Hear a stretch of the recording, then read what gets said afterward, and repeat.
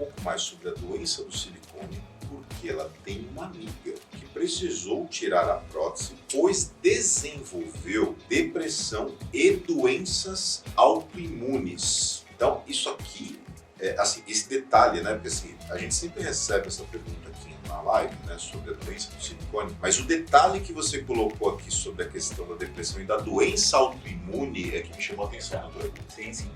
Essa pergunta é muito comum também, a gente responde todo dia na consulta.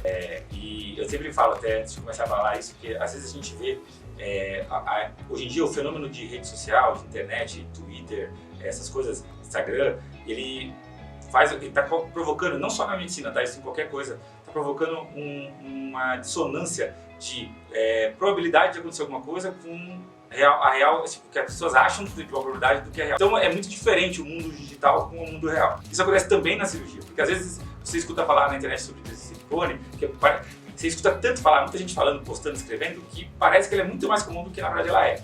Na verdade, a doença do silicone é algo raríssimo, raríssimo, raríssimo. O nome dela, na verdade, é síndrome ásia, mas é muito, muito, muito raro mesmo. Assim. A gente estuda ela já há muitos anos dentro da cirurgia plástica. No mundo inteiro, são pouquíssimos casos realmente confirmados de doença do silicone. O que a gente vê na prática, na verdade? Muita gente falando, eu conheço alguém, minha amiga falou que teve, sei lá. Mas, na verdade, não foi exatamente a doença do silicone. Provavelmente foi um outro problema. Um problema de saúde que ela poderia ter, uma complicação da cirurgia que pode acontecer, que a pessoa acaba achando que foi uma rejeição ou que foi a doença do silicone, porque ela viu alguém falando, ela achou que o dela é parecido, mas não é a mesma coisa, e achou que teve doença do silicone. Então a primeira coisa assim, que eu já falo pra vocês fica tranquilo, é mais provável que vocês ganhem na Mega Sena da virada agora do que você tenha doença do silicone. Né? Então assim, eu posso dizer que você não vai ganhar na Mega Sena da virada? Não posso dizer, existe sempre uma chance pequena, mas existe. E a mesma coisa que eu não posso dizer que ninguém vai ter doença do silicone, mas a chance é muito pequena, beira o zero, então fiquem tranquilos quanto a isso. Agora, falando da doença do silicone em si, esses pouquíssimos casos que foi realmente confirmado, diagnosticado como síndrome ásia de silicone, essas pacientes no mundo inteiro foram estudadas por vários colégios, várias escolas, vários grupos de cirurgiões plásticos e feitos exames de tudo que você imagina. Então, exames de sangue, exames de imagem, a prótese foi estudada, biopsiada a paciente. Então, e assim, não se encontrava nada muito específico ali, né? Uma doença realmente provocada pelo implante. Agora, o que todas as pacientes tinham em comum, e você também falou por acaso, falou aqui em comum do caso da sua amiga, são passados, né, no passado médico dela, lá no boletim médico dela, passados de doenças psiquiátricas. O que é doença psiquiátrica? É louca? Não estou falando que é louca. É doenças que envolvam a parte psicológica, então depressão, como sua amiga, ansiedade, toque, transtorno pós-traumático, quando a paciente passa por um período muito traumático da vida, um acidente, perda de um parente, algum trauma muito grande. Então, várias doenças que geralmente começam a provocar uma série de transtornos psicológicos na paciente. E muitas vezes o subconsciente não é consciente isso. Então, assim, não é que a paciente pensa nisso, ela voluntariamente pensa assim. O subconsciente, aquela parte do nosso corpo que a gente não controla, da nossa mente, que a gente não controla, que mexe no sonho, que mexe nos nossos medos, que a gente não consegue controlar direito, ele, depois de passar por um período ruim, psicológico, ele deposita às vezes em algumas coisas, a prótese pode ser uma delas, ele deposita ali a esperança, né, a responsabilidade da prótese mudar a vida dela do nada, do zero. Isso não vai acontecer. A prótese ajuda, melhora a vida da pessoa, melhora porque ela se sente mais bonita, ela fica com a autoestima melhor, melhora um monte de coisa. Mas ela não vai mudar a vida da paciente da água para o vinho, né, 880 do zero. E quando o subconsciente, de novo, não é consciente, se você perguntar para sua amiga, para qualquer pessoa, se ela pensa assim, ela não pensa assim de fato, mas lá dentro, no subconsciente, ele percebe que depois que ela colocou a prótese, a vida dela realmente não mudou, frustrou ali a expectativa de mudança radical na vida, né? O subconsciente começa a, entre aspas, rejeitar a prótese.